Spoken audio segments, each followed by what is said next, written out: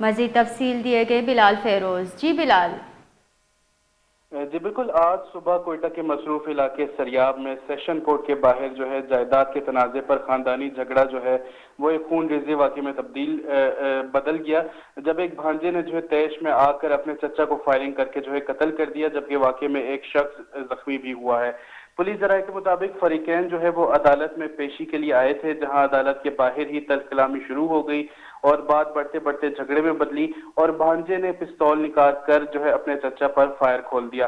مقتول موقع پر ہی جاں بحق ہو گیا، جبکہ ایک جو راہگیر ہے وہ بھی گولی لگنے سے زخمی ہوا ہے۔ واقعے کے بعد جو ہے پولیس نے فوری طور پر موقع پہ پہنچ کر علاقے کو گھیرے میں لے لیا اور زخمی کو اسپتال منتقل کر دیا گیا ہے، جبکہ ملزم جو ہے وہ موقع سے فرار ہو گیا، تاہم پولیس نے مقدمہ درج کر کے جو ہے گرفتاری کے لیے چھاپے شروع کر دیے ہیں۔